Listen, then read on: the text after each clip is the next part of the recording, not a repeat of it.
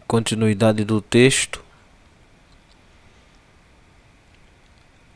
de Gênesis, capítulo de número 6, nos versículos a seguir, nós temos então um Deus que se arrepende de ter feito o homem sobre a terra, de que o homem perdeu a confiança de Deus, e Deus agora vai dar um jeito de desfazer o que ele havia feito. E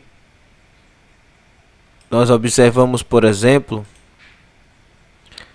de que o nosso Deus, ele é um Deus compassivo, bondoso, amoroso, benigno, tardio em se irar, mas um Deus de justiça, um Deus que se preocupa em cumprir a sua palavra.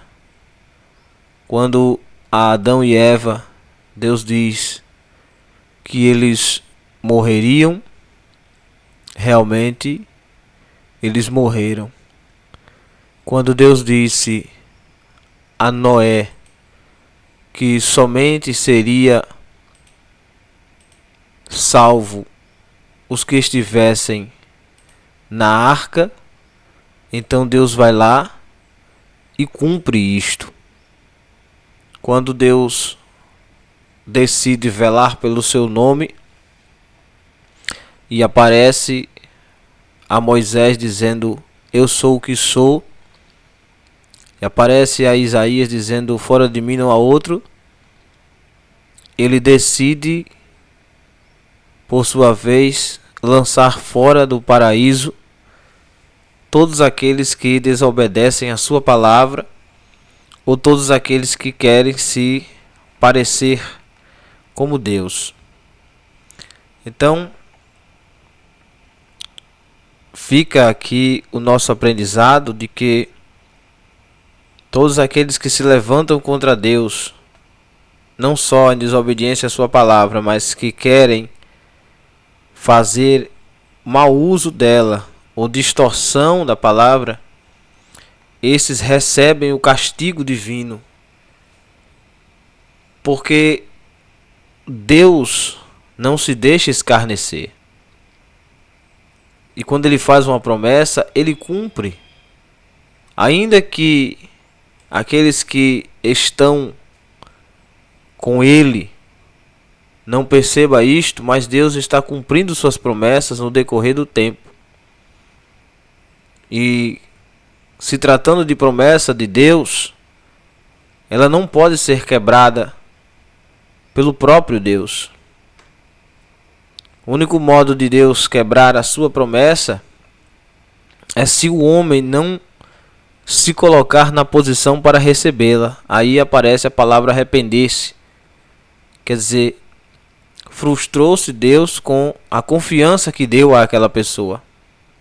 Então você vai ver muito isso pela Bíblia. Deus sempre se arrependendo. Ia fazer uma coisa, mas a pessoa não quis entrar no prumo, ele se arrepende. E nessas questões de arrependimento, Deus se arrepende. Por que Deus se arrepende? Bom, aí só quando a gente chegar na glória e conversar com ele. Mas pense o seguinte: se Deus não se arrependesse de muitas coisas que diz que faria, quem de nós estaria vivo? Ou, por exemplo, se ele não se arrepende da lei de Moisés e traz a graça com Cristo, se ele não dá esse jeito, se ele não coloca Cristo como Salvador, como nós nos salvaríamos? Porque Cristo veio para o que era seu, o judeu. Mas os seus não receberam, mas todos quantos receberam, deu-lhes o poder de ser chamados filhos. Então, nós somos filhos por adoção. E se Deus não rejeita Israel? E se Deus não continua com o processo da salvação, com o plano da salvação, como estaríamos nós?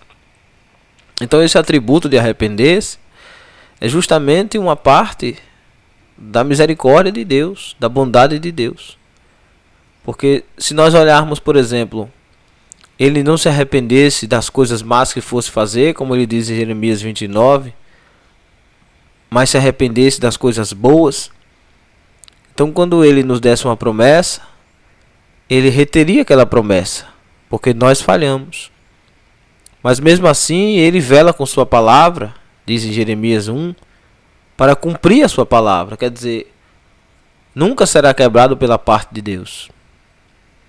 Não quer dizer que Deus se arrepende dos seus atos. Isso nunca. Como nós, por exemplo, nós nos arrependemos dos nossos atos. Mas eu posso desfazer o que fiz? Não. Deus faz o homem e se arrepende. E desfaz o homem.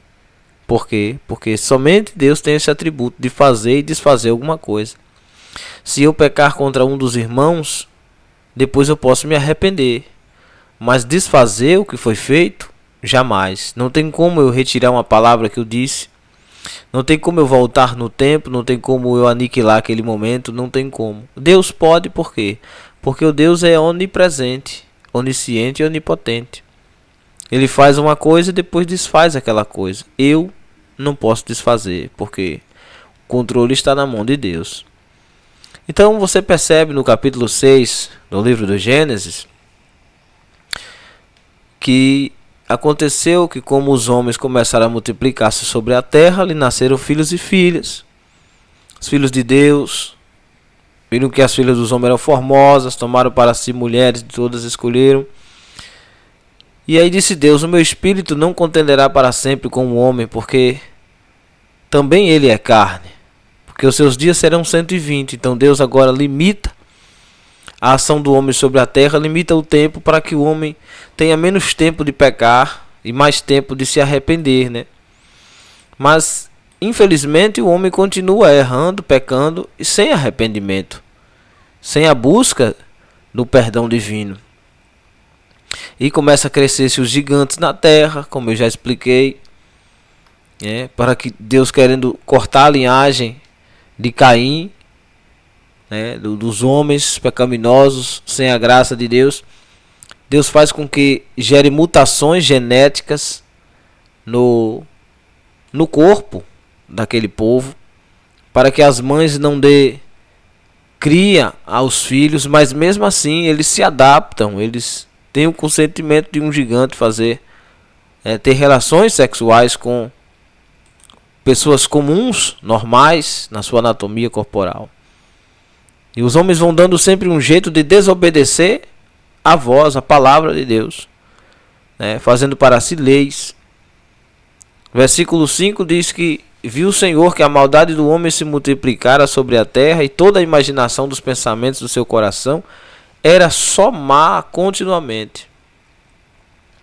Se você ler, por exemplo, em Mateus capítulo 24, quando o Senhor fala sobre a vinda do Filho do Homem, e se você ver, por exemplo, em Lucas capítulo 16, 17, capítulo 20, quando o Senhor começa a falar sobre os fins dos tempos, a dúvida dos nossos irmãos discípulos era: quando será isto, Senhor? E o Senhor fala que será como nos dias de Noé e nos dias de Ló. Noé entrou na arca, choveu, foram salvos os que estavam na arca e morreram todos que estavam fora. Como nos dias de Noé. Como eram nos dias de Noé? O pensamento do coração era má continuamente. Perceba que hoje a maldade prolifera no meio do mundo. E a maldade prolifera tanto que muitos cristãos se esqueceram de abdicar da maldade. Hoje você percebe que as pessoas falam coisas que não deviam falar, e são coisas más, mas elas não estão se importando com essa linguagem. Não estão se importando com o coração que é mau. Hoje, para a pessoa perdoar alguém, está muito difícil. Quanto mais pedir perdão, porque ninguém quer sair por baixo, todos querem ser maus, sair por cima, ser o forte, o cara, o tal.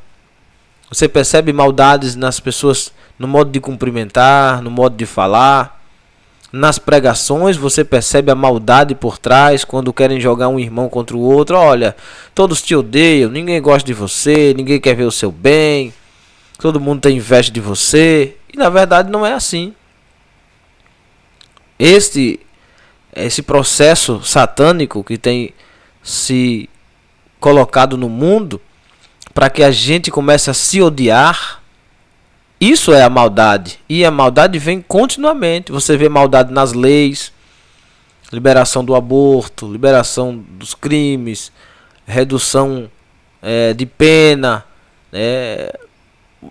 assinam leis que fazem com que a pessoa mate as crianças antes mesmo que ela venha ao mundo, né? Por outro lado, você percebe que eles deturpam a palavra de Deus para o seu bel prazer, para fazer a sua própria vontade. Isso é maldade. E não é má só o povo ímpio.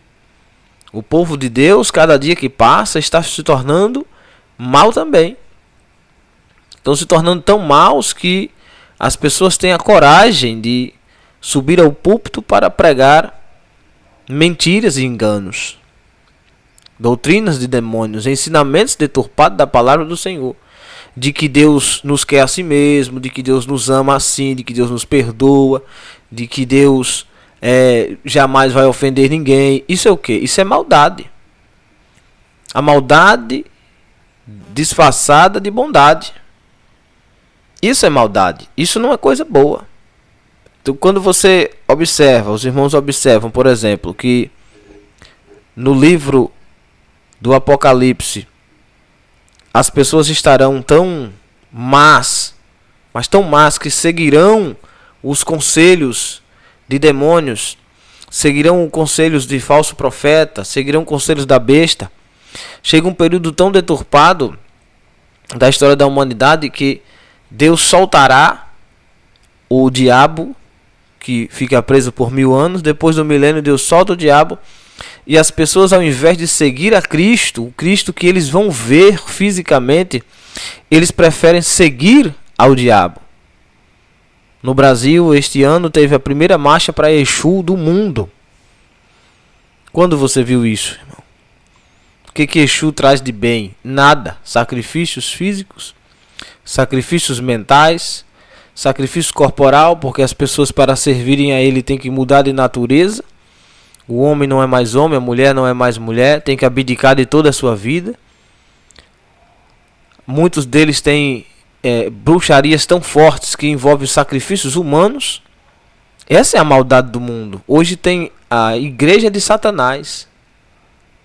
Então, observe que essa imaginação e pensamento do coração é só má. E você pega as músicas, só vê maldade nas músicas. Você assiste os filmes, quando você abre a tela dos filmes e tem lá pornografia, mentira, engano, fazendo com que as pessoas imaginem que o errado virou certo e o certo virou errado. É comum nos filmes você ver a destruição do casamento. A mulher que sai para trabalhar e o marido que fica em casa cuidando dos filhos. Você vê isso nos filmes, a inversão de valores. Não que isso tenha nada de errado neste quesito que eu estou falando, mas perceba-se que eles querem que isso se torne normal, que o cabeça não seja mais cabeça, que o mantenedor não seja mais mantenedor. Se você pega os filmes, você vai ver retratando os pais de família como os pais são sempre os idiotas. Os homens são sempre os bestas da história, sempre são os otários. Por exemplo, você pega aí a família Simpsons. Homer Simpson, quem é ele? Um beberrão, um cachaceiro, um mentiroso, um ladrão, preguiçoso que não gosta de trabalhar, guiado pelos filhos e pela esposa. O Bart Simpson bate nele, xinga ele, né? Os colegas de trabalho não gostam dele porque ele é mentiroso, é arrogante, é presunçoso. Os filhos vão crescendo naquele meio. Tem uma menina que nunca cresce, sempre é criança. Tem outra que é um adolescente que está num estado de mudança, que eles nunca percebem que a menina está triste, está chorando, mas o pai está lá, como um boca aberta, como um otário. Uma família toda destruída. Ao compasso disso, do outro lado tem outra família que é uma família cristã, mas sempre são zombados. Você pega os Flintstones, por exemplo, você pega desenhos como o Pica-Pau, a família é sempre destruída. Você assiste o Chaves e você vê Roberto Gomes Bolanhos criticando a família. É um professor que fuma na sala de aula, o Girafales. Fuma o charuto dele na sala de aula, sem a menor educação. A sala é para crianças de 6 a 8 anos, de 6 a 10 anos. Tem crianças de 8 anos, como o Kiko, de 8 anos, Chaves, 8 anos, Chiquinha tem 9 anos. O Nhonho tem 8 anos também. E é um professor que está fumando numa sala de aula. Um professor que ninguém sabe se ele já casou uma vez, mas ele não propõe casamento. Ele vive amancebado com Dona Florinda. O Kiko não pode entrar na casa quando eles dois vão tomar essa xícara de café. Tem um episódio que Kiko diz assim: bom, mais 32 xícaras de café e eu terei um pai novo. Por quê? Quando é que um casal se torna marido e mulher? Então você percebe que ele criticava essa sociedade. Enquanto isso tem um Chaves que não tem pai, não tem mãe. Mas os valores morais do Chaves, sem o pai e sem a mãe, são diferentes dos valores morais de Chiquinha. O Chaves é fácil de perdoar. Chaves acha uma coisa e devolve porque não é dele. O Chaves é aquele menino que tem um sentimento retraído, mas não odeia ninguém. O Kiko não, o Kiko é sempre o invejoso, o arrogante, o mentiroso, o enganador da história, o coitadinho, o filho da riquinha. É uma velha que é desquitada do marido, recebe a pensão, mas não pode casar com o professor Girafales para não perder o ordenado mensal. Então você percebe ali, o seu Madruga é um velho, viúvo, ninguém sabe de quantos anos. Dona Clotilde é uma velha que nunca casou. Perceba, cadê a família boa? Cadê a família feliz? Cadê o pai, mãe, filho, prole? Cadê? Não tem a família cristã ali. Todas as famílias são destruídas. Então isto aí é estampado na cara. Você abre uma novela, você vê lá maldade. Essa maldade, imaginação dos pensamentos. Essa imaginação foi lançada para o mundo. Essa imaginação foi lançada nos livros históricos, foi lançada nas revistas, em quadrinhos. Você pega a Turma da Mônica, você só vai ver deturpação, meu irmão. Você pega ali os quadrinhos da Turma da Mônica e vá lendo eles. Hoje tem de graça na internet. Comece a ler para você ver se aquilo vale a pena colocar para os seus filhos. Você pega os desenhos animados, você pega os filmes da Disney, todo deturpado. Tem uma série da Disney chamada Era Uma Vez, em que no final da série, é uma série para criança, no final da série, Robin Hood tem uma filha, e essa filha vai casar com a filha de Peter Pan. Para você ter uma ideia, é uma série para criança. Está lá escrito menores de 12 anos. Então você vai pegar seu filho e coloca diante do negócio desse, o que é que vai dar? Para que pareça normal a maldade, para que a coisa ruim pareça ser normal, só que nunca será normal aos olhos do Senhor. Nunca será normal isso aos olhos do Senhor. Por que não é normal? Porque mal é mal. Nunca será bom. E o cristão não pode se conformar com isso. O apóstolo Paulo disse: não vos conformeis com o mundo, mas transformai o mundo com a renovação do entendimento que há em vós. Não é você sair por aí consertando o que está errado. É você não fazer para a sua vida, atribuir aquele mal dizendo que é bom. Você não fazer o que o ímpio faz, o que o mundo faz. Então viu Deus que a maldade era tão grande, que a questão não era o ser humano em si, o humano, o homem. Não. O problema não estava no homem. O problema estava que o coração do homem. Deus agora vai começar a sondar o coração. Por isso que a Bíblia diz: sonda o rim e prova os corações. Agora Deus vai começar a olhar diferente. Olhar para outra parte do homem. Não aquela parte apenas dos erros e defeitos, mas o que acontece no coração do homem. O que tem no coração do homem que o nosso Deus olha e diz: está errado. O que ele pode fazer para transformar o coração daqueles que vão nascendo sobre a terra? Porque a terra vai estar aí e ele vai ter todos os caminhos para seguir. Jeremias 17 diz: maldito o homem que confia no homem. Não é no outro homem, tá? Se você aprendeu assim, que era no outro homem, está errado. É maldito o homem que confia no homem, em si próprio, no ser vivo, no ser humano, e faz do seu poder a força do seu braço. Quer dizer, não é para você, em vez de confiar em Deus, confiar na natureza humana. Não é para você deixar de viver a sua vida com Deus para viver sua vida pautada no que o homem lhe diz. É isto que o Senhor está falando. Mas confiai em mim, diz o Senhor, porque eu provo os rins, eu sondo os rins e provo os corações. Então, a nossa confiança deve ser em Deus. Não é que você não deve confiar no seu irmão. Precisa-se confiar no irmão. Para que gere esse amor, precisa ter confiança. Mas você não vai entregar sua alma a seu irmão. Você não vai entregar todos os seus planos e sonhos confiando em seu irmão. Isso não pode se fazer. É isto que está tratando Jeremias 17. E os homens começaram a confiar nos homens.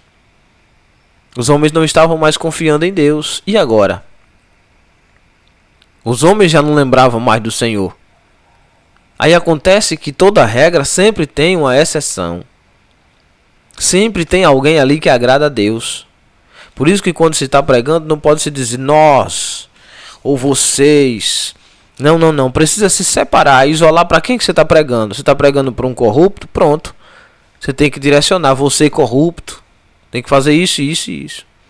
Você está pregando para alguém que é santo, você tem que apontar e dizer você que é santo. Você não pode dizer nós, fulano, nós ou vocês. Isso não existe. Toda regra tem uma exceção. Sempre tem alguém no meio que não se encaixa naquele perfil que você está pregando. Então, no versículo 7, disse o Senhor: destruirei. Destruirei. Olha a palavra que ele começa a usar aqui. Destruirei de sobre a face da terra todo homem que criei. Está percebendo aí? Destruirei de toda a face da terra o homem que criei. Desde o homem até o animal, até o réptil, até as aves dos céus, porque me arrependo de os haver feito. Agora Deus não se arrepende de ter feito só sobre a terra. Por quê? Porque ele já percebeu que o homem é assim mesmo.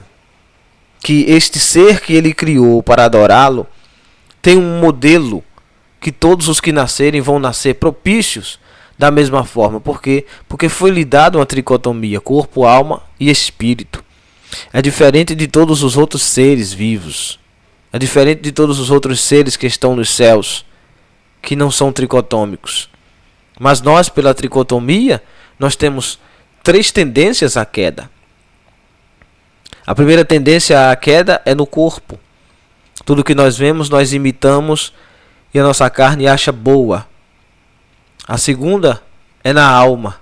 Essa queda da alma é dos sentimentos que transparecem de uns para os outros. Quem nunca teve aquela fração de inveja por alguém, por ver alguém conquistar algo? Desde a nossa pequenez nós temos essa tendência.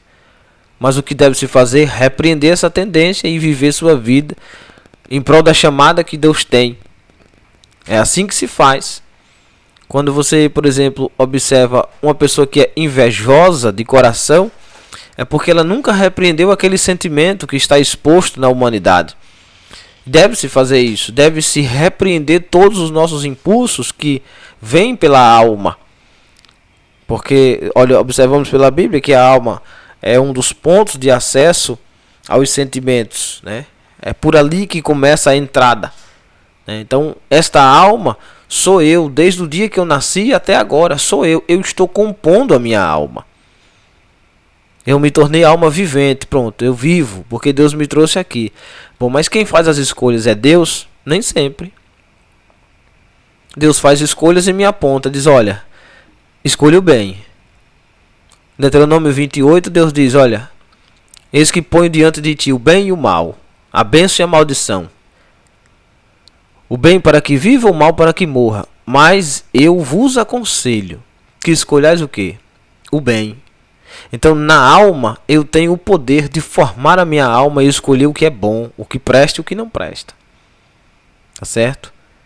Então, disse o Senhor, destruirei de sobre a face da terra o homem que criei. Então, Na primeira tendência, carne. Na segunda tendência, alma. Na terceira tendência, nós temos o espírito, que são as influências que vêm no espírito. Como o diabo, ele é espírito, assim como Deus é espírito, nós temos essas duas correntes de influência, ou satânica ou benigna, que vem da parte do Senhor. Então, se nós observarmos, na maioria das vezes nós damos ouvidos ao lado errado. E é aí que começam as quedas. E essas três quedas, elas andam juntas. Normalmente quando a pessoa cai numa, a outra também arrasta. Nem sempre, mas normalmente duas dessas características vão juntos. Quando a pessoa peca com o corpo, ele acaba batendo a alma e levando a alma junto para aquele pecado. Porque se não se arrepende, então ele condena a alma ao inferno. Então deve-se tomar cuidado com os pecados escondidos que não foram confessados, porque aquilo ali pode arrastar a alma para o inferno. Então ele vai destruir tanto o homem até o animal. Por quê? Porque lá atrás o animal também pecou. Então cada um está representando sua classe, todos vão sobrar juntos. Até as aves dos céus. Até as aves que não pecaram, não tiveram erro nenhum. Mas por que Deus vai tirar, eliminar? Porque todos esses seres estavam juntos no mesmo ambiente contaminado. Porque me arrependo de os haver feito. Porque os animais também mudaram sua natureza pela influência satânica. A gente percebe que a primeira a ser influenciada foi a serpente. Mas o homem contamina todo o espaço em que ele está, amaldiçoa toda a terra. Caim amaldiçoa a terra, para que a terra já não dê mais fruto como devia se dar. Na morte de Abel nós estudamos isso. No versículo 8 diz: Noé, porém, achou graça aos olhos do Senhor. Olha que coisa maravilhosa. Deus vai destruir a terra, destruir os animais, destruir tudo que vier pela frente. Mas tem uma pessoa neste mundo que achou graça aos olhos do Senhor, que o Senhor olhou e disse: este aqui vale a pena eu conservar. Este vale a pena eu conservar. Mas conservar por quê? Porque ele achou graça. Porque Noé era um homem justo nas suas gerações. Perceba, versículo 9 de Gênesis 6. Estas são as gerações de Noé. Gerações de Noé. Noé era varão justo e reto em suas gerações. Quem você lembra na Bíblia que era justo e reto? Lembra do livro de Jó? Quando o diabo foi tentar Jó, pedindo permissão a Deus para que destruísse Jó por inteiro, peneirasse como um trigo, né? A expressão que o diabo usa para pedir a Pedro, pedir a Jesus que Pedro pudesse ser peneirado. Noé era varão justo e reto em suas gerações. Justiça e retidão. O que é justo? Tomar posição de acordo com a palavra do Senhor. Por exemplo, Jesus disse: o que quero que os homens vos façam, façais vós também. Alguém aqui gosta de tomar uma martelada? Alguém gosta de ser machucado, ferido? Não. Então, você não vai esperar reciprocidade. Você vai fazer como se aquela pessoa já tivesse feito para você a bondade e não a maldade. Não é esperar que a pessoa faça, é fazer. Isso vai chegar um tempo que vai ser tão automático que vai ser chamado de justiça. Porque se você fica fazendo, esperando que alguém lhe perceba o que você está fazendo, não é justiça. Isso é barganha. Mas quando você faz, que quando demora-se uns tempos, você já está fazendo no modo automático. Por exemplo, Jesus diz que quando for no julgamento final, julgamento das nações, algumas pessoas vão dizer: Senhor, quando foi que nós vestimos o Senhor e o Senhor estava nu? Quando foi que nós visitamos o Senhor quando o Senhor estava preso? Demos fome quando o Senhor teve... Demos comida quando o Senhor teve fome? Demos água quando o Senhor teve sede? Quando foi isto? E o Senhor Jesus diz: olha, quando você fez a um desses pequeninos, fizeste a mim. Quer dizer, foi tão automático que eles não lembram quando foi. Pelo contrário, os que faziam barganha diziam assim: Senhor, no teu nome nós curamos, nós profetizamos em teu nome, nós falamos outras línguas, e o Senhor: eu não conheço vocês. Por quê? Porque o que é feito com a direita é para a esquerda não ver. Se você dá uma cesta básica na igreja, mas quer que o seu nome esteja no painel lá, para que todos vejam, se você prega e vive ovacionado pelos seus próprios status, pela sua própria fama, isso aí, meu irmão, não é justiça não. Ser justo não é isso aí não. Ser santo não é isso aí não. Ser reto não é isso aí não. É fazer para o homem como se estivesse fazendo para Deus. Dar o seu melhor. Isso é ser justo. Por mais que as pessoas façam injustiça, por mais que o mundo estivesse corrompido, Noé era justo e reto em suas gerações. Não é só uma, várias. Por quê? Qual é o segredo? Ainda no versículo 9. Noé andava com Deus. O segredo de ser reto e justo é andar com quem? Com Deus. Cada passo que Noé dava, perguntava a quem? O que podia fazer? Deus. Onde é que eu vou? O que é que eu faço? O que é que eu digo? Com quem eu converso? Como eu respondo a essa pessoa? Posso postar isso? Posso vestir isso? Posso comer isto? Esse é andar com Deus. Hã? Esse é o andar com Deus. Não é só o pular e rodar na igreja, não. Que isso é bom, é maravilhoso. Eu gosto também. E ninguém é doido de dizer que não gosta do mover de Deus. Mas mover de Deus fora e não ver o mover de Deus dentro, isso não é andar com Deus, meu filho. Porque o mover de Deus fora não me dá acesso ao céu. Me dá acesso às portas abertas. Me dá acesso às agendas. Me dá acesso às igrejas. Me dá acesso aos atributos espirituais, me dá acesso aos dons espirituais, porque tudo isso é de graça, não é mérito nosso, não vem de nós, é dom de Deus. Só buscar que você vai encontrar. Mas e acesso à salvação que já foi paga? Que a salvação já foi paga, é só garantir a coroa. Então só podemos ser salvos, entrar nesta arca que nós sabemos que é o arrebatamento, né, da igreja. Só nos dá acesso a entrar lá se nós andarmos com Deus. E gerou Noé 3 filhos, Sem, Cão e Jafé. Lembra quando a mulher cananeia chega para Jesus e diz: olha, Senhor, tem misericórdia da minha filha que está em casa horrivelmente demoniada, pois ela é cananeia. Ela é dessa descendência aqui, da descendência de Cão. Por isso que Jesus diz assim: olha, não pode tirar dos filhos e dar para os cachorros, porque essa palavra cã aqui realmente significa cachorro. Não é outra palavra, significa cachorro mesmo. Você não sabia, fique sabendo disto. Era um xingamento? Não, era uma honra. Para Cã, né? Para a mulher já se tornou um xingamento. Por quê? Porque ela vai ser descendente de uma pessoa que foi amaldiçoada pelo próprio pai. A gente já vai ver isso aí. Então Noé andava com Deus, e Noé gerou 3 filhos, Sem, Cã e Jafé. A terra, porém, estava corrompida diante da face de Deus, e encheu-se a terra de quê? Violência. Não é mais agora num lugar só, é a terra inteira cheia de violência. Se você observar, por exemplo, quando Jesus diz assim, que será como nos dias de Noé, a vinda do Filho do Homem, você vai perceber que nós estamos vivendo um tempo assim, em que a terra está corrompida diante da face de Deus.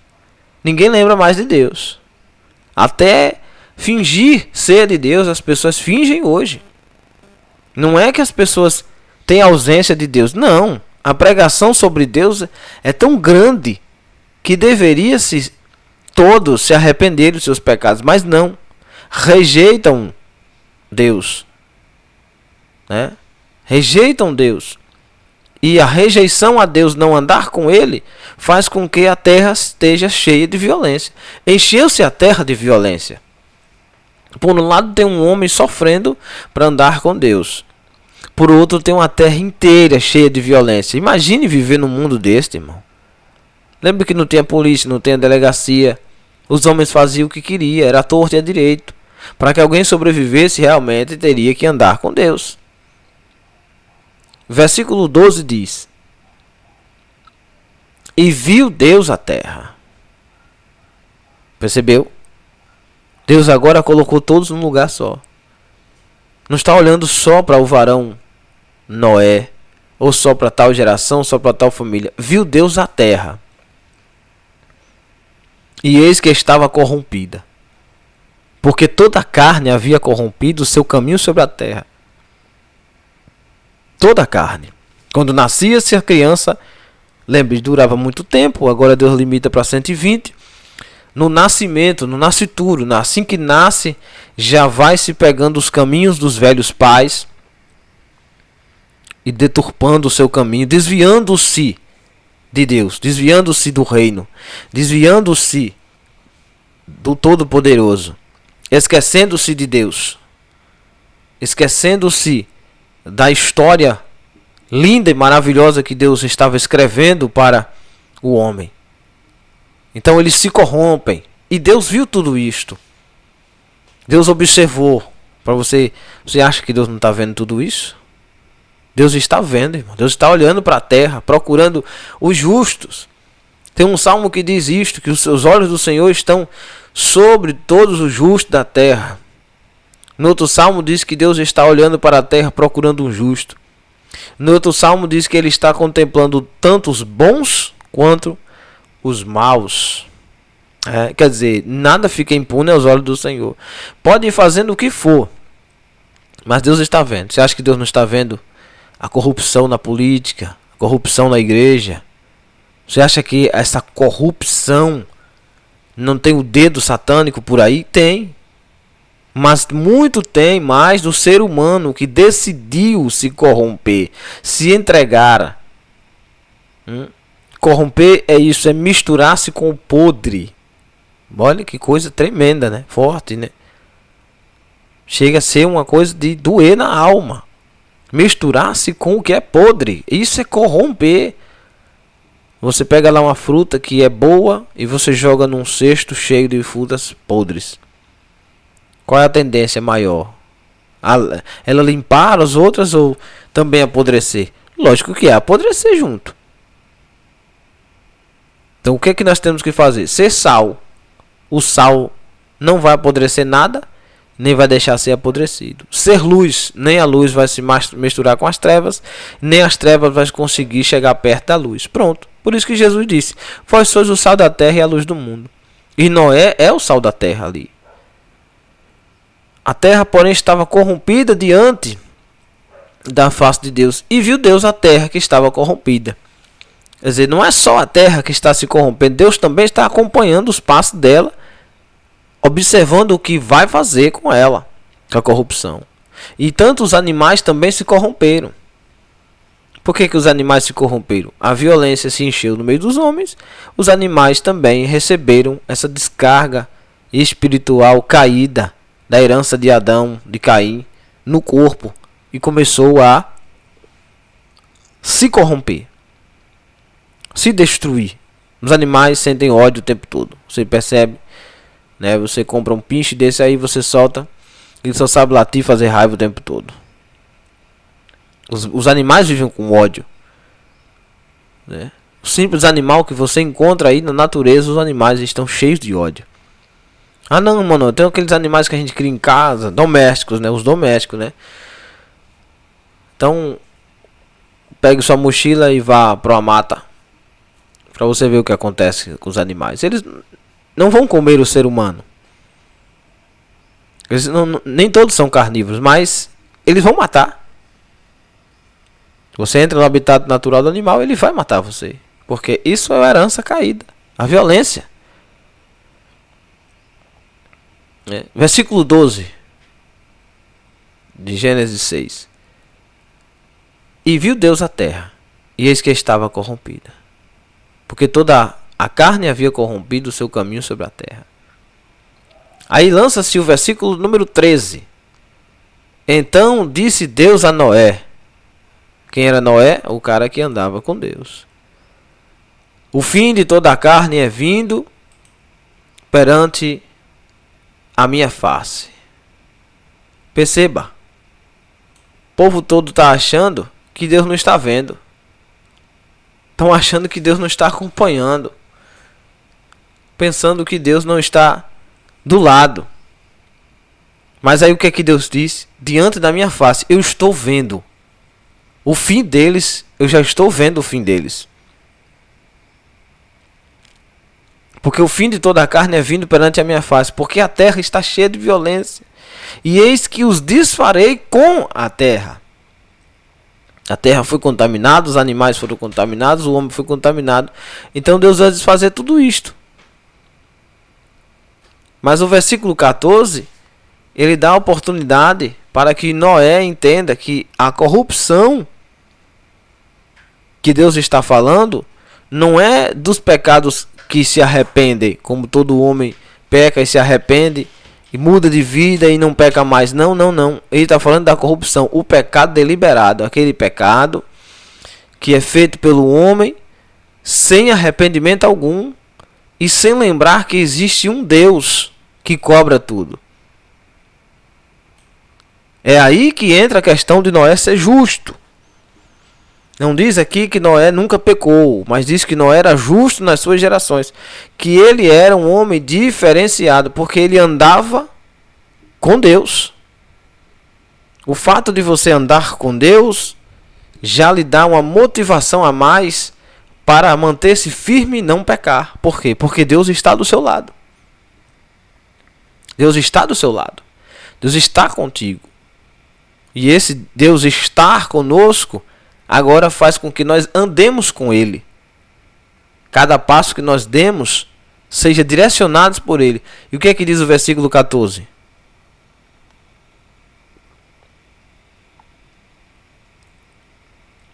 Faze para ti uma arca de madeira de gofer. Farás compartimentos na arca e a betumarás por dentro e por fora. Primeiro, tem que ser de madeira a arca. Madeira aqui fala sobre a natureza do homem, natureza caída. E vai fazer esses compartimentos na arca, vai betumar por dentro e por fora. O que é betumar? É vedar para que as coisas do mundo podre, que ele vai destruir o mundo, sim ou não? Então as coisas do mundo podre não entrem na arca. Enquanto estiver passando pelo processo de purificação, que é a destruição do ímpio, o crente também não seja corrompido. Mas depende de quem? Dele tapar as brechas. Depende do crente tapar as brechas. E Deus realmente manda que ele betume. E quem vai betumar não é Deus. Não é Deus que vai olhar para Noé e dizer: Noé, deixe comigo, que eu vou lhe proteger. Ou que eu vou estar passando a mão sobre a sua cabeça. Ou não se preocupe porque eu estarei velando. Não. Primeira coisa que Deus fala é: se prepare. Esteja preparado. Eu vou lhe dar todo o esquema, eu vou lhe dar um mapa de como se preparar para não morrer junto com o ímpio. Olha como Deus é maravilhoso. Dá um mapa para que ele não se perca, para que ele não caia, para que ele não seja destruído, para que ele não olhe para trás, para que ele não pense sequer em abandonar aquele projeto espiritual que Deus está dando. Isso é tremendo, porque se nós observarmos que Noé agora vai fazer uma arca para ele, não é uma arca para a família, é uma arca para ele. Os outros que quiserem entrarão com ele. Como ele é um pai de família e todos obedecem à liderança que o cabeça é ele, então eles vão decidir entrar também por obediência ao pai, por respeito ao pai, porque o pai é justo, é um homem santo e todos estão percebendo que ele é verdadeiro. E ele é tão justo que em todas as suas gerações, ele na terra é o único homem justo. Os filhos sabem disso. Então, vai betumar por dentro e por fora. Por quê?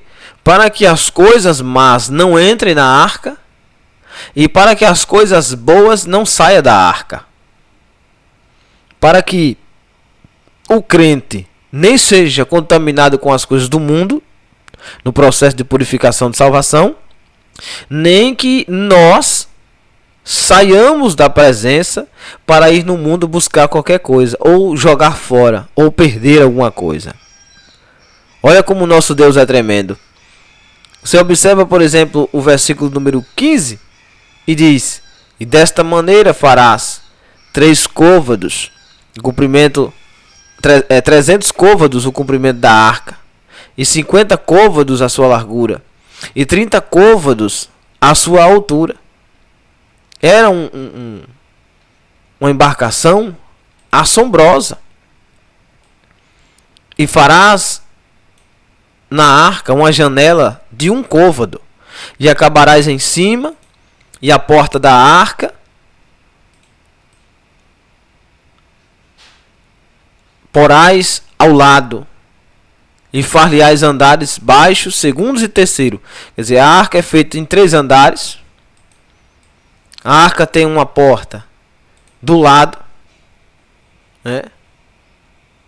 Uma janela em cima, que a janela aponta para Deus, para quando tudo isso passar, todo esse vento passar, ele poder olhar para o céu, olhar para cima.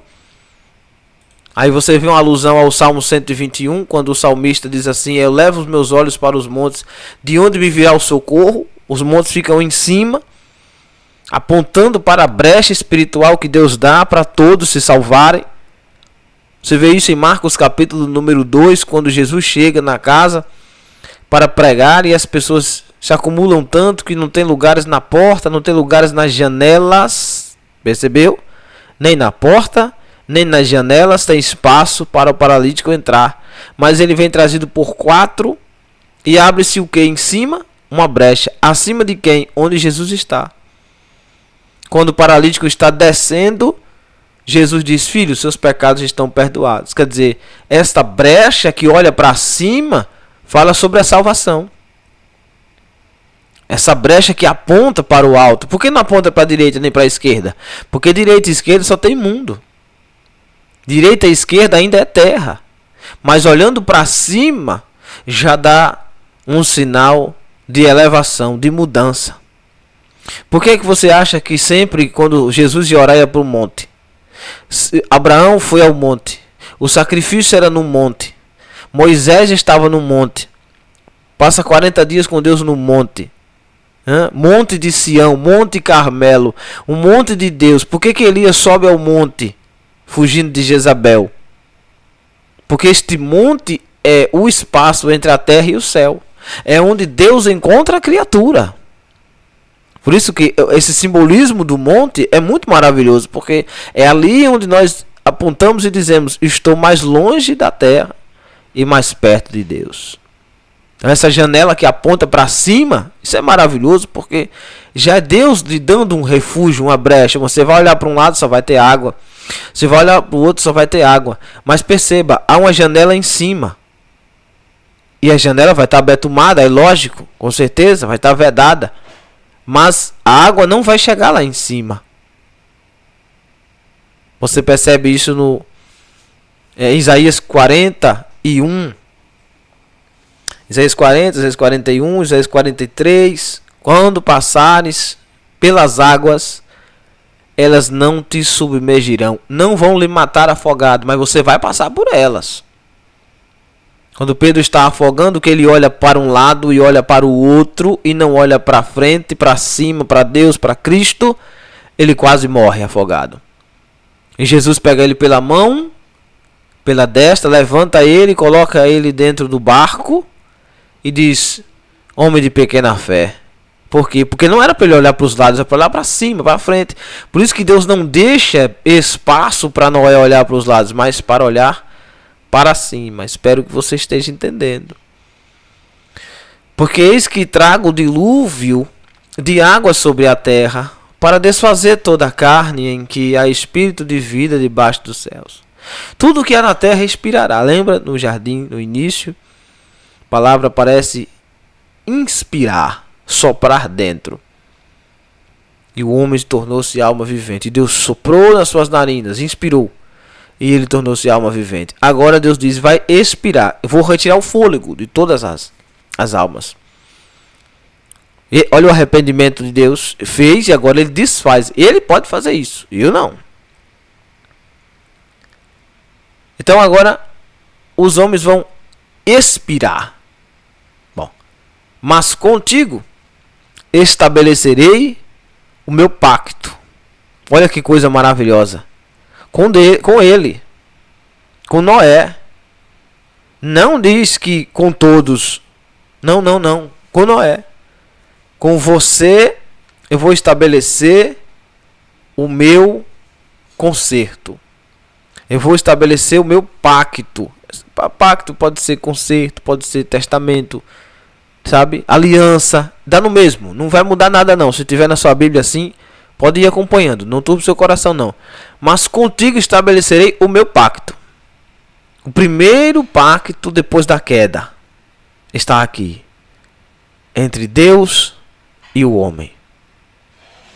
E entrarás na arca, tu e os teus filhos. Irmãos, essa arca aqui, ela tinha 300 vagões de um trem. Teus irmãos já viram um trem? Todos nós aqui já vimos o trem. Com certeza. Esta arca, ela tinha cerca de 300 vagões desse trem. E é feita em 3 andares, 3 compartimentos. Tá? É 125 metros de comprimento.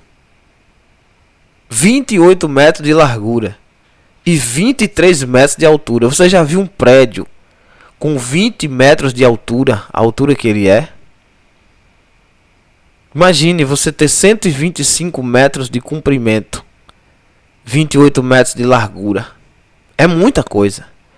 Cabe muita gente. Cabe muito bicho, muito animal, né?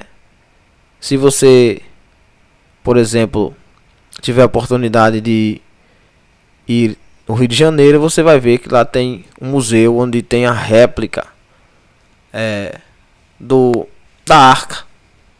Praticamente o mesmo tamanho, para que as pessoas possam sempre ter essa lembrança. Tem muita coisa boa por aí.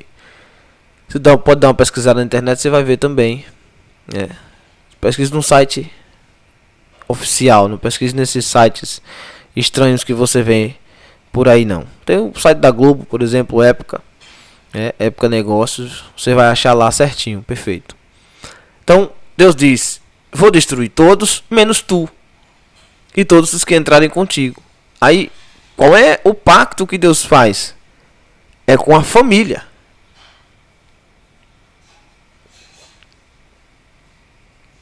Deus sempre quis e sempre quererá salvar todos. Mas só pode salvar todos os que estiverem na arca. Sei que você que está me ouvindo agora, que tem parentes como eu que não são cristãos ainda, sofrem por querer que todos sejam cristãos. Mas eu lhe digo, não turbe o seu coração, porque os dias são tão maus que poucos entrarão na arca. E você que já é cristão, você não pode turbar a sua alma por isto, porque fulano ou beltrano não quer. Porque se você ficar nisto, você pode perder a sua salvação também. Pode se corromper também. Então garanta a sua salvação. E quem quiser entrará contigo na arca. Quando Jesus convida os discípulos a servir, ele diz, quem quiser vir após mim, negue-se a si mesmo, tome sua cruz de cada dia e me siga. Em Apocalipse 22:17 diz, esposo diz, vem. O Espírito diz, vem, a esposa diz, vem. Quem ouve, diga, venha, e quem quiser, venha e beba de graça da água da vida. Quem quiser. Não são todos os que querem. O Cristo convida todos, mas nem todos querem. Mas não é porque o mundo se perdeu ou que os outros não querem, que nós também não queremos. Nós precisamos lutar pela nossa salvação. Você vai ver quando estivermos estudando o capítulo 9, que Deus fala para Ló, Ló, escapa-te por tua vida. A mulher não quer, vai embora. Os filhos não querem, vai seguir a Cristo, vai seguir a Jesus. Talvez um dia eles verão nossos frutos e quererão ser igual a nós. Mas alguém está convidando as pessoas para seguir a Cristo, às vezes não está nem ajustado ainda, às vezes não é nem um cristão ainda verdadeiro, ainda está se limpando, e nós estaremos nos limpando até o último dia, é bem verdade. Mas às vezes tem coisas que ainda destrói a imagem de Cristo, e a pessoa já está convidando fulano ou beltrano para estar ali. Então, essa dificuldade nós precisamos quebrar em nosso meio, irmãos. De não se entristecer com isto, mas dar graças a Deus, porque no meio da nossa parentela, Deus nos chamou e eu escolhi a Ele. Quando você vê em João 14, João 15, Jesus falando assim, olha, não foi vós que me escolheste, mas eu escolhi a vós, falando dos 12 discípulos, da escolha que Ele fez aos 12 discípulos. Não é que existe na terra os escolhidos dele e os outros são perdidos. Negativo. Nós é que temos que escolher e escrever o nosso nome no livro da vida. Nós é que precisamos garantir a vitória. Cristo já garantiu. A vitória dele já foi feita. Ele disse, eu venci o mundo. Quer dizer, agora se vire para vencer também. Não existem os escolhidinhos, os queridinhos dele. O queridinho dele é ser fiel até a morte para receber a coroa da vida. Então não existe essa história de ele nos escolheu. Não é esse o contexto. O contexto é que Deus escolheu enviar Jesus ao mundo para morrer. Isso aí não partiu do homem, não vem de vós, é dom de Deus, disse Paulo, para que ninguém se glorie. Então ele escolhe a humanidade. João disse, nós o amamos porque ele nos amou primeiro. Então essa é a escolha. Deus escolheu salvar o homem. Não foi vós que me escolheste. Quer dizer, quem de nós aqui escolheria o Cristo se ele não tivesse morrido na cruz, se não tivesse enviado o Espírito Santo para nos convencer do pecado, da justiça e do juízo? Quem de nós estaria aqui adorando a ele em espírito e em verdade? Ninguém, né? Então essa é a escolha. Quer dizer, escolheu a humanidade, escolheu salvar o ser humano, escolheu morrer por nós, porque Deus amou o mundo de tal maneira que entregou seu Filho unigênito para todo aquele que nele crê não pereça, mas tenha vida eterna. Porque Deus amou o mundo e entregou seu Filho não para que condenasse o mundo, mas para que o mundo fosse salvo por ele. Então o mundo escolhe entre ser condenado ou ser salvo, porque Cristo já escolheu salvar o mundo. Agora o mundo precisa escolher ser salvo. Acho que deu para entender.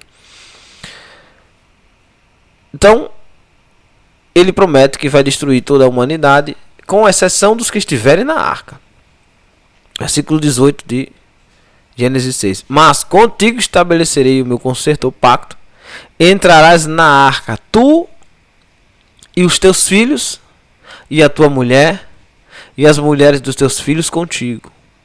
Repito aqui o que eu disse outro dia, sobre, por exemplo, Atos 16, quando o carcereiro vai se matar e Paulo diz, não faça tal coisa.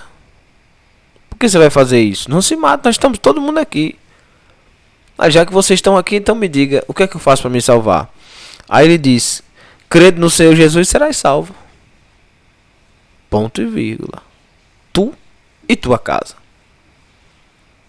Primeiro aparece, crede no Senhor Jesus, serás salvo.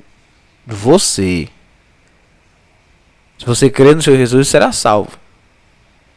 Você e sua casa. Não diz que a casa dele, por ele ter aceitado, todos se salvarão. Mas diz que, para ser salvo, todos têm que aceitar Jesus dentro daquela casa. Para que todos se salvem, cada um individualmente precisa aceitar Jesus. O único meio de se salvar é aceitando Jesus. E ele explica. Tanto ele quanto a casa dele precisa crer no Senhor Jesus para ser salvo. E esse é o texto e esse é o contexto. Em Romanos 10:9 ele diz, a saber que se com a boca confessar e no coração crer que Cristo ressuscitou dentre os mortos, serás salvo. Cada uma pessoa daquelas que buscam a Deus, precisam aceitar a Cristo como Salvador, se converter de verdade, para que possa entrar nos céus pela porta. E a porta é Cristo, a porta é Jesus, não tem outra porta, mas é mediante ao que? A confissão de fé verdadeira, sem mentira, o amor não fingido, a verdade, a expressão da culpa, do arrependimento. Por ele diz, quando Jesus diz assim, ó, ide por todo mundo e pregar o evangelho, a quantos? A casa só? Não, a toda a criatura. Não diz que basta um da casa aceitar, diz que é toda a criatura, homem, velho, criança, todos. Não vai pregar os filhos, porque os filhos já aceitaram, mas vai pregar as criaturas, os que não são filhos, para que depois que aceitando se tornem filhos também. João 1,12. Aquele que crê, não diz todos os que crerem, basta um crer e os outros serão salvos. Não. Aquele que crer e for batizado, este será salvo. Este, não estes. Pronome demonstrativo. Este será salvo. Quem? Este que crer e se batizar. O batismo de João para arrependimento. Batizados em Cristo na palavra, convertidos ao Evangelho. E disse João no capítulo 1, versículo 12, 13: não nasceu mais da vontade do varão, nem da carne, mas da vontade de Deus. A Nicodemos Jesus diz: é necessário que o homem nasça de novo, cada um, para que possa entrar no céu, para que possa ver o reino, para que possa ver a Deus. Então, essas questões precisam ser ensinadas. Então estabelecerei meu pacto, e entrarás na arca, tu e teus filhos e tua mulher e as mulheres dos teus filhos. Uma coisa que eu acho tremenda aqui é que Jesus disse que será como nos dias de Noé, né? A vinda do Filho do Homem. E aqui você percebe que os filhos do justo, os filhos de Noé, aprenderam a casar-se, aprenderam a contrair o matrimônio. Quer dizer, Noé ensinou a vontade e a palavra de Deus.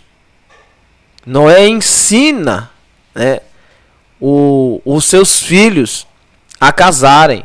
Ensina os seus filhos que eles precisam casar. Ensina os seus filhos que eles precisam ser macho e casar com fêmea. Tá? Você percebe isto. Se você observa, por exemplo, quando o Senhor Jesus ele olha para a multidão e ele diz: se em Sodoma e Gomorra tivesse pregado, né,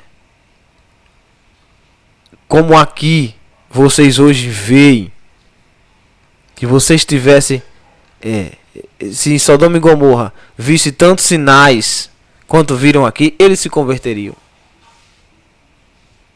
E havia tanto milagre ali que todos aqueles deveriam se converter, porque todos eles viram o Cristo de cara, assim, testa a testa. Todos eles viram Jesus olhar para o cego e curar o cego. E eles não criam naquilo ali. Eles não acreditavam naquilo ali. Então chega o Senhor e olha para Noé, e sem que Noé precise fazer esforço demasiado, Deus olha para ele e diz: olha, Noé, é só fazer isto que eu estou lhe mandando. Perceba que no meio de uma geração hipócrita, mentirosa, arrogante, maldosa, má, desde os pequenos até os grandes, desde os políticos até os cristãos, desde os ateus até os que creem em Deus, no meio de uma geração conturbada, em que a fama, o dinheiro, a riqueza, o poder é quem impera. No meio deste povo existe uma igreja que está tentando fazer de tudo para se salvar. Esta igreja não pode abandonar esta aliança que foi feita com Deus. Esse pacto que foi feito com Deus. E esse pacto não é feito a facão, como dizia meu pai. Esse pacto não é feito para que a gente mostre para o mundo que somos melhores.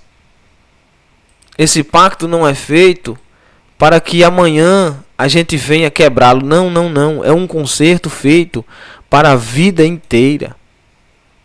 O fato de aceitar a Jesus como um Salvador e nos dar direito ao céu não quer dizer, não nos dá legalidade para que nós vivamos junto com o mundo, mas lembrando sempre da aliança que foi feita com Deus e a família. Quando você vê essa destruição da família, né? Os nossos dirigentes do país dizendo que nossa família está atrasada, né? Excelentíssimo senhor presidente dizendo que precisa se reformular a ideia de família. Precisa se reformular o conceito sobre família. Como é que é isso aí? Ó? Porque não é mais macho e fêmea. Que o conceito de família está atrasado. Digo, pronto. Então quem é que vai dizer agora o que é família e o que não é família? Se não é Deus quem diz o que é família e o que não é família, quem diz? Ou o homem ou o diabo. E o homem, humano, mal, está atrelado ao diabo. Porque a Bíblia diz que o mundo jaz do maligno. Já é dele, ele já tomou posse. Não é que Deus deu a ele. Mas é que porque o homem voltou o coração para a maldade, o diabo foi e tomou posse como seu.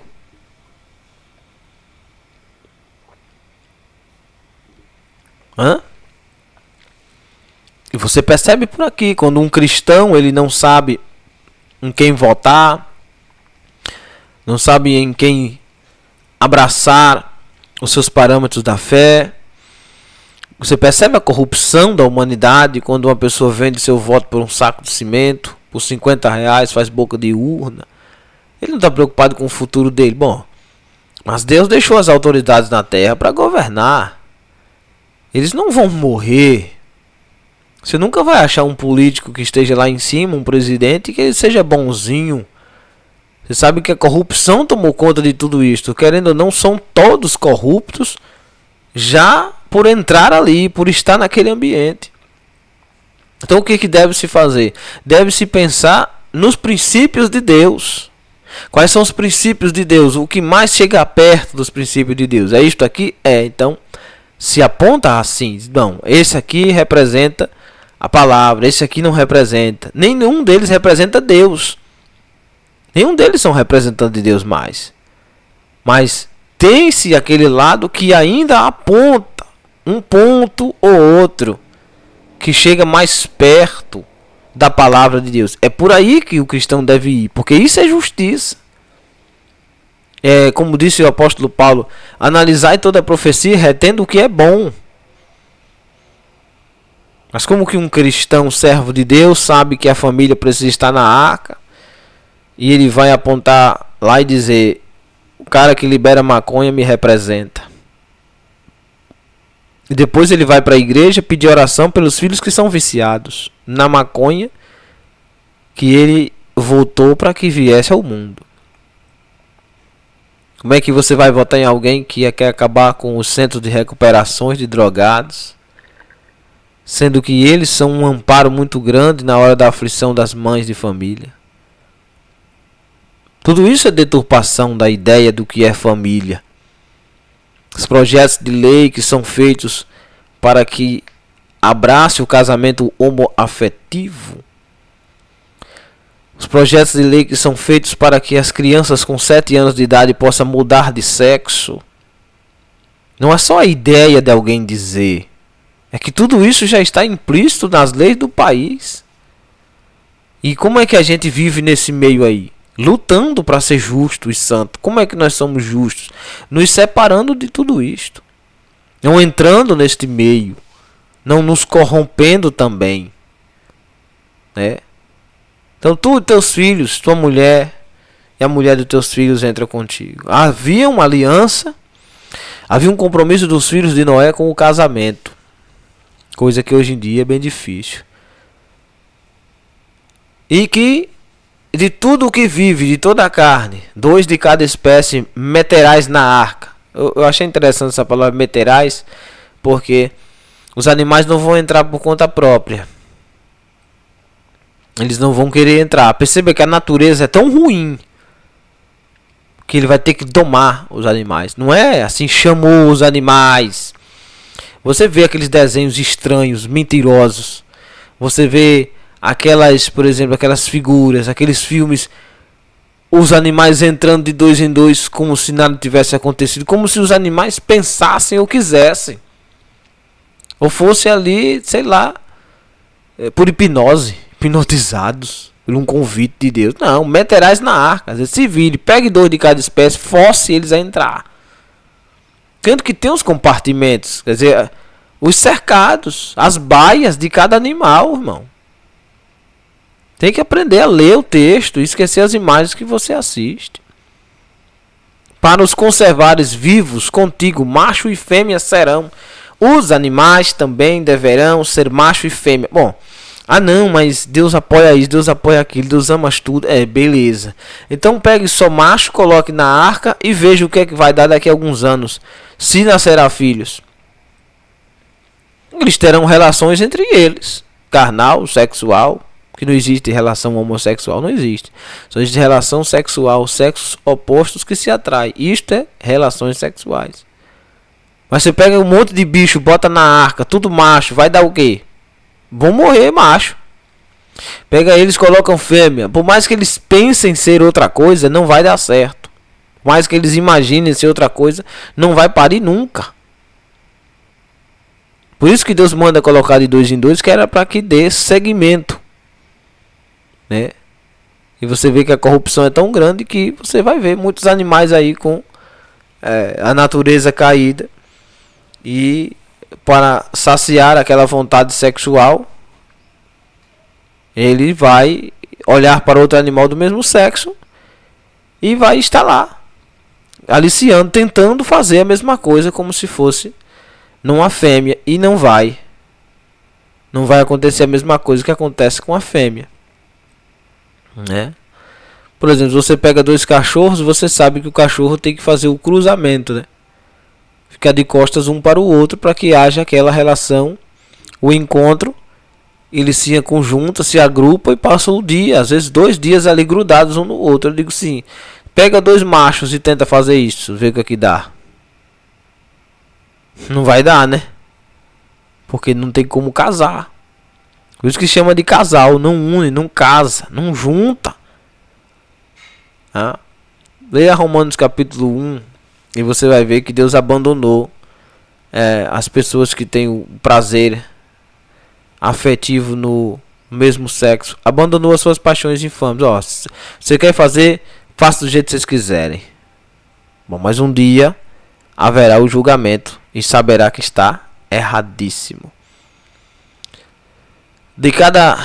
Do versículo 20, adiantarmos: das aves conforme a sua espécie, dos animais conforme a sua espécie, de todo réptil da terra conforme a sua espécie, 2 de cada espécie virão a ti, para a conservares em vida. E tu toma para ti de toda a comida que se come, e ajunta-te para ti, e te será para mantimento para ti e para eles. Deus não disse, você vai se alimentar dos animais da arca. Não haverá sacrifício dentro da arca. Não haverá mortandade dentro da arca. É para conservar. A arca não é para matar. Quando você vê uma pessoa chegar na igreja desabafando, ou um pastor sem sabedoria matando as ovelhas com um discurso de ódio, uma palavra que deveria alegrar a alma do cristão, ou no mínimo corrigir para a verdade, e aquela pessoa chega espancando e batendo, é porque ele não sabe o que é uma arca. Ele não sabe que a igreja tem um pacto com Deus e que o pastor Noé precisa cuidar da arca, mantê-los vivos até passar a calamidade, até passar o juízo. Precisa se tomar cuidado, você que está na direção da igreja, para você não acabar matando aquele que Deus disse conserve. Deve-se tomar cuidado com o que cuida, com os cuidados que Deus deu, para que não acabe destruindo aquilo que estava perfeito, aquilo que seria para a salvação, se tornar para a morte. Tomar cuidado com isto. Tá? Assim fez Noé, conforme tudo o que Deus lhe mandou, assim o fez. Você, quando se compara com um justo, eu lhe pergunto neste momento, você se vê como Noé fazendo tudo quanto Deus manda? Ou você se vê como um covarde? Ah, irmão Noé, eu fui covarde. Você foi covarde até o dia de hoje. Mas eu profetizo em nome de Jesus Cristo que Deus vai te dar ousadia. Que nessa hora a ousadia do Espírito Santo desça sobre ti. E você não tenha timidez de fazer aquilo que Ele lhe chamou para fazer. Porque o compromisso de Noé é com Deus.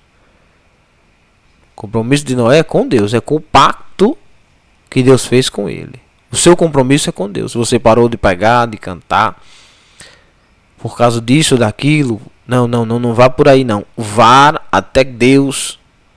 Se agarre com Ele de novo no chamado e diga: Senhor, eis-me aqui. Corri até hoje, mas a partir de agora estou eu junto de Ti para fazer tudo de novo, conforme o Senhor me mandar. Como diz um texto bíblico: eis-me aqui. Isaías 6. Envia-me a mim. Estou aqui.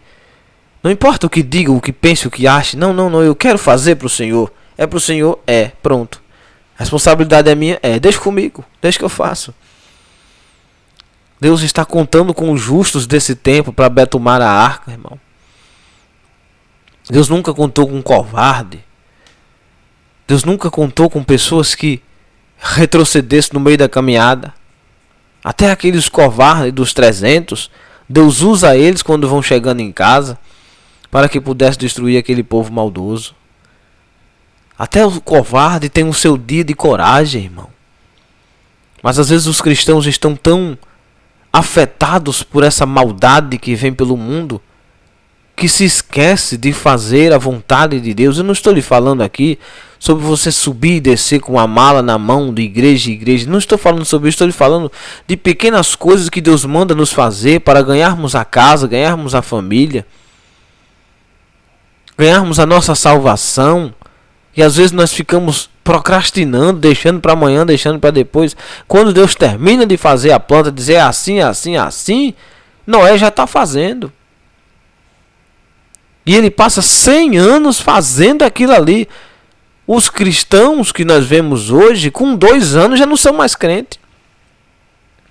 Tem gente que tem 10 anos de evangelho, entrou 30 vezes na igreja e saiu.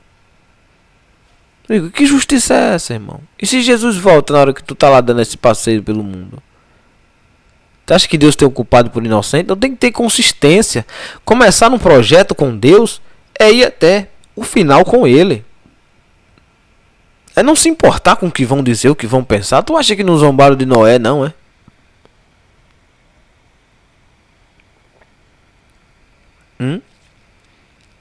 Sabe quantas pessoas existiam nesse mundo nessa época? Aqui não é que a Bíblia diz, que é estudos meus. Que eu estudo história, eu sei mais ou menos um pouquinho o que aconteceu nesses tempos. Cerca de 9 bilhões de pessoas existiam no mundo, irmão. E salvou-se 8. Quando Jesus diz assim, será como nos dias de Noé? Tu acha que Jesus estava brincando? É? Tu acha que é todo mundo que vai ser salvo? É? Todo mundo se acha salvo. Mas aí eu lhe pergunto, e quantos têm feito tudo quanto ele manda? Porque Noé só foi salvo porque fez tudo quanto quem mandou. A salvação vem pela obediência, irmão. A salvação não vem pelas obras. Vem pela obediência. Deus mandou fazer obra, faça a obra. Deus mandou usar sua fé, use sua fé. Deus mandou fazer o que Deus manda fazer, tem que fazer, não tem conversa fiada. Deus mandou eu me limpar hoje, eu jejuar, eu consagrar, eu perdoar, eu amar, eu fazer acontecer. Tem que fazer na hora que Deus manda, parar tudo. Esquecer tudo. Isso é seguir a Cristo, isso é seguir a Jesus, isso é ir em frente, irmão. Este evangelho tem que ser pregado na igreja.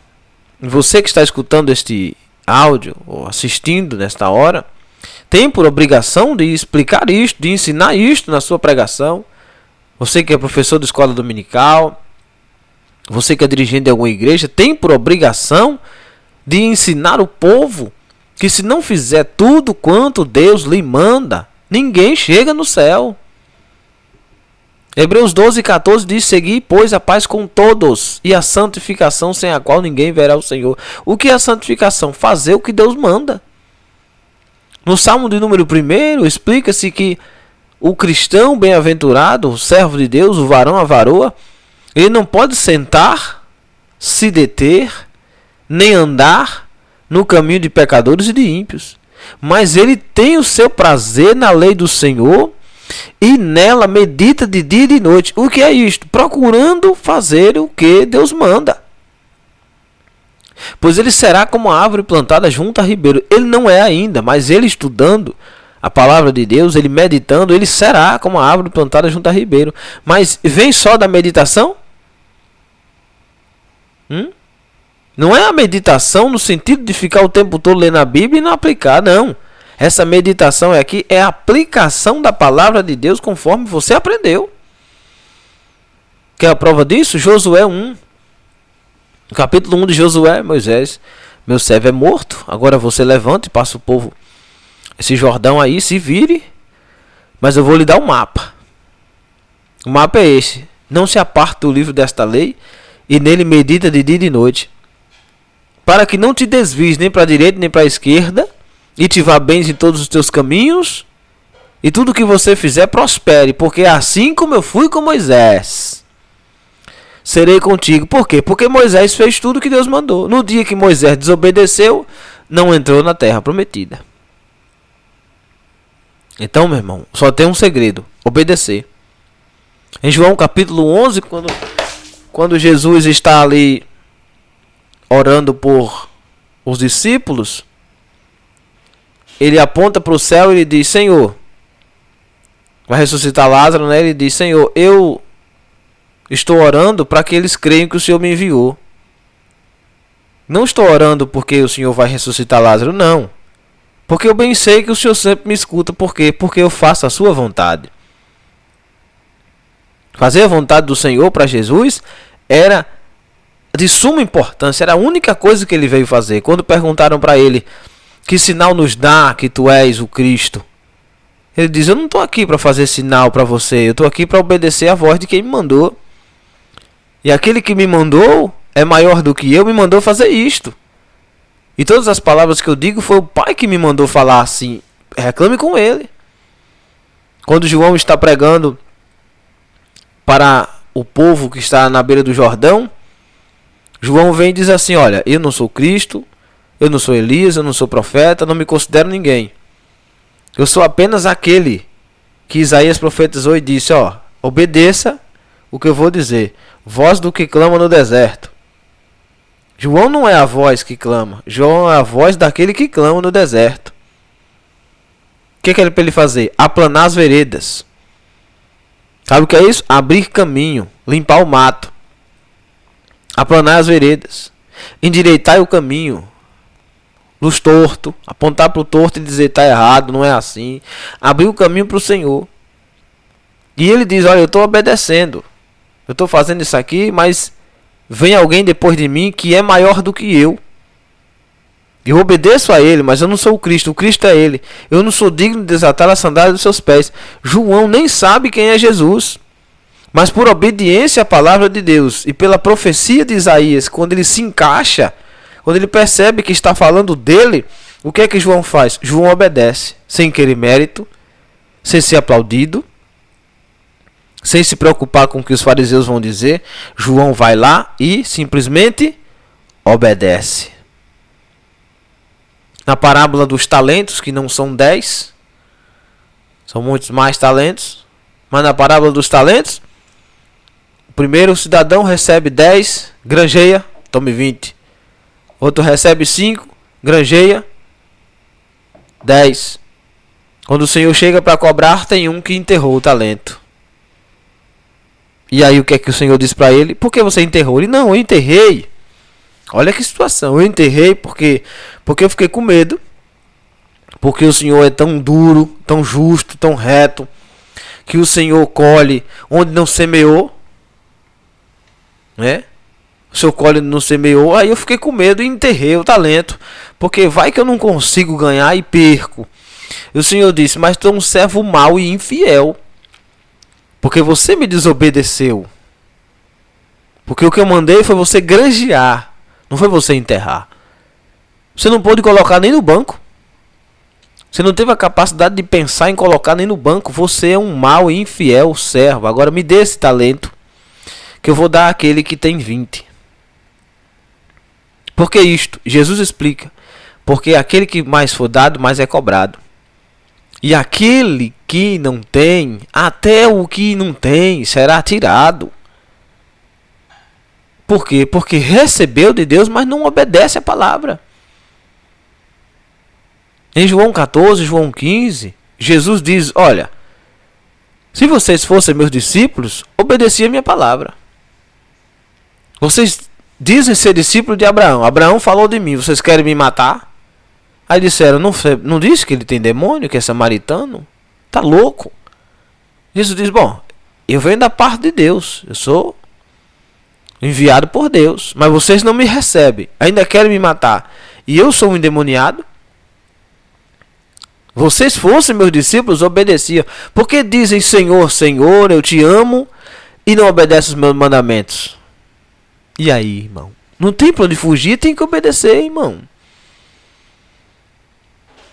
E não se pode começar por amanhã. Tem que começar agora. Das pequenas coisas. O que vai tirar os cristãos do céu são as pequenas coisas. As pequenas coisas tirarão os cristãos do paraíso.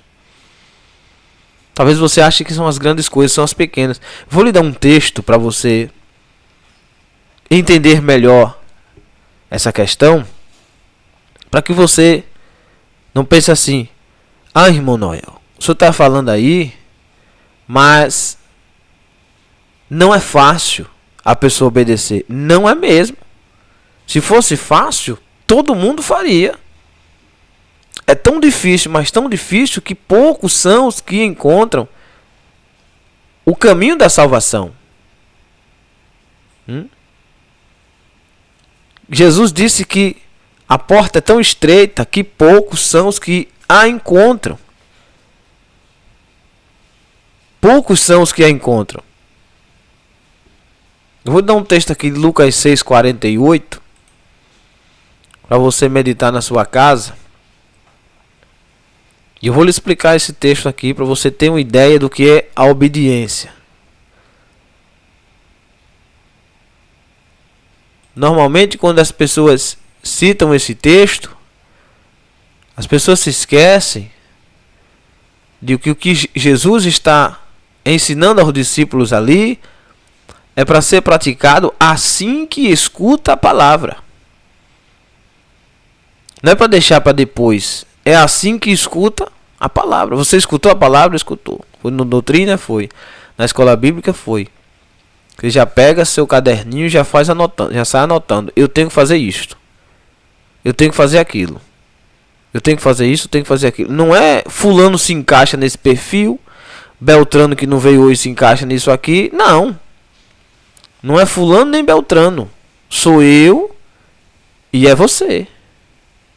Nós que estamos aqui escutando esta palavra, neste momento, temos por obrigação de sairmos daqui, no mínimo tentando viver o que nós estamos aprendendo. Senão, não serve de nada você pagar o curso, você estudar a palavra, você ir para a igreja a vida inteira, e se você não aplica, perde a salvação. Do que adianta o homem ganhar o mundo inteiro e perder sua alma?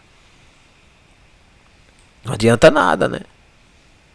Você está vendo com certeza aí Lucas 6:48. Abriu aí? Veja lá. No versículo 47, Jesus diz: qualquer que venha a mim e ouve as minhas palavras e as observa. O que é observar? Cumprir, obedecer. Eu vos mostrarei a quem é semelhante. É semelhante ao homem que edificou uma casa. Como é que ele edificou a casa? Ele começou por onde? Pelo telhado? Não. E cavou. Não cavou só, abriu bem fundo. O buraco que ele fez para colocar a sapata, abriu bem fundo. Não, mas aqui já tá bom não, mais fundo.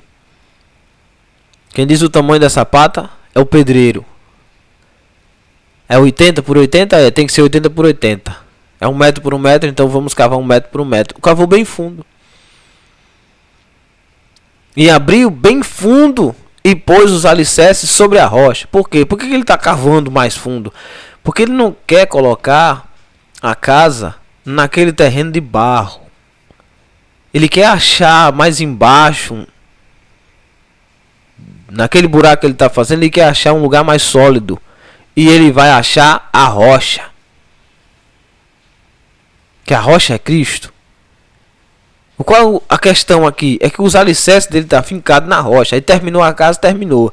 Pronto. E vindo a enchente, bateu com ímpeto a corrente naquela casa. E não a pôde abalar porque estava fundada sobre a rocha. Você já leu esse outro texto? Você já leu esse texto em Mateus 7:25? Com certeza. Versículo 49 diz: mas o que ouve, não é só ouvir. Ouvir qualquer um ouve. Quem ouve e não pratica também está fazendo sua casa, irmão. Ah, não, eu estou edificado porque a palavra veio. Sim, mas e você está se corrigindo? Quando você escuta uma coisa que você não gosta, porque ninguém gosta de ser corrigido. Principalmente no evangelho de hoje, que todo mundo quer ser bajulado. Você escuta a verdade por Cristo. Você sai daqui, quando você termina a aula, você sai se corrigindo ou sai com raiva do pregador porque ele ensinou isto? O que ouve e não pratica é semelhante ao homem que edificou uma casa sobre a terra. Quer dizer, a preguiça do cidadão de não cavar. Você que fica inventando desculpa, não, porque não tive tempo, porque isso, porque aquilo. Preguiça de não cavar. Edifica uma casa sobre a terra. É uma casa, mas não está na rocha. É mais fácil de ser derrubada. Edificou uma casa sobre a terra sem alicerce, na qual bateu com ímpeto a corrente, logo caiu e foi grande a sua ruína. Foi grande a ruína daquela casa. Em Mateus 7 diz que correu a chuva, veio os rios, soprou o vento. Escute isto que eu vou lhe dizer, preste bem atenção. A chuva vem de cima. O problema não estava no telhado. O vento vem e bate de todo lado. João capítulo 3. O vento sopra de onde quer, se ouve sua voz. Ninguém sabe de onde vem nem para onde vai. Primeiro, chuva você sabe que só pode vir de cima. Dá para prever a chuva. Dá para prever. Você sabe quando vai chover e quando não vai chover. Dá para mais ou menos saber que vai chover. Coisas previsíveis. Problemas que você sabe, olha, se eu fizer isso aqui vai dar errado. Você prevê. Sim ou não? Segundo, o vento. Por que chove? Porque primeiro vem o vento. O vento faz a onda de convergência. Leva a mudança do clima. Evapora. E a chuva desce. As nuvens, pelo calor, são elevadas ao céu. A chuva desce. Então o vento vem para trazer a chuva que vai encher o rio. E a pessoa está preocupada com a chuva e o vento. Eu digo sim, e o rio, a corrente que vem por baixo? Porque quando o inimigo ele vem investindo, ele não vem investindo para derrubar o seu telhado ou para arrombar a sua porta. Não. Disse Jesus que quem não entra pela porta é ladrão e salteador. O inimigo ele não vem preocupado com os lugares onde você acha. Não, ele vai vir pela porta, ele vai vir pela janela. Negativo. É sempre de baixo. É sempre para destruir a estrutura. Quem derrubou Golias não foi um morro. não foi uma montanha, não foi uma saraiva. Não. A pedra que derruba o grande vem de baixo. E o que derruba o grande? Desobediência. Tá certo? Espero que você esteja entendendo. Porque é que Noé foi bem sucedido em suas gerações. Porque é que deu certo a palavra que Deus lançou sobre a vida de Noé. Porque Noé foi obediente. Quão difícil é para nós hoje obedecer a palavra de Deus. As simples coisas, as coisas mais bestas que tem, que sequer nos levam à destruição do próprio corpo. Ou sequer Deus pede algo além daquilo que nós podemos fazer. Deus nunca vai pedir algo que nós não podemos fazer. Até entregar a sua vida nós podemos fazer. Por quê? Porque Ele se entregou primeiro. Então é tão simples você olhar na Bíblia e ver todos os homens de Deus obedecendo e cumprindo o seu propósito, cumprindo o seu projeto, cumprindo o seu plano, cumprindo os sonhos de Deus naquela vida. Ao mesmo tempo que você vê que todos os que desobedecem levam sua vida para o buraco. Então a escolha está contigo. Devemos fazer de tudo para obedecer. Amém ou amém? Amém? Gênesis 7. Depois disse o Senhor a Noé: entra tu e toda a tua casa na arca, porque te hei visto justo diante de mim nesta geração. Por que não diz assim nestas gerações? Porque Noé podia vacilar. Tem tempo em que o cristão ele dá uma esfriada. Não deve ter esse tempo, não deve existir. Mas tem tempo que alguns cristãos, não estou dizendo todos, tem alguns cristãos que dão uma vacilada e deixam de ser justo. Faz uma besteira aqui, faz outra ali. Deixam de ser justo. Aí Deus olha ele e até aquele momento Deus percebe que ele é o único justo. Ele continua. Como Jó conservou a integridade mesmo sofrendo mal no seu corpo. Aí ele diz: então entre na arca, você, sua casa, porque eu vejo que você é justo diante de mim. Olha que coisa tremenda, irmão. Algumas pessoas são justas diante dos homens para se mostrar. Noé é justo diante de Deus, mesmo que o homem não reconheça. Aleluia. Ele é justo.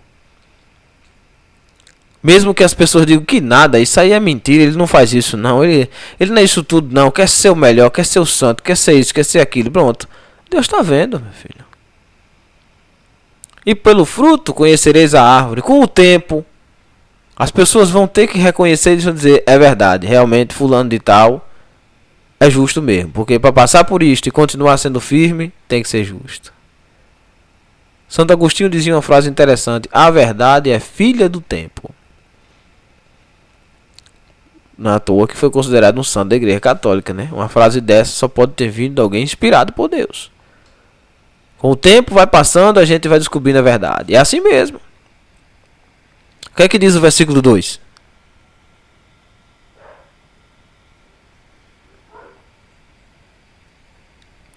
De todo animal limpo tomarás para ti 7. E esses 7 como são? Macho e fêmea. 7 e 7. 7 macho e 7 fêmea.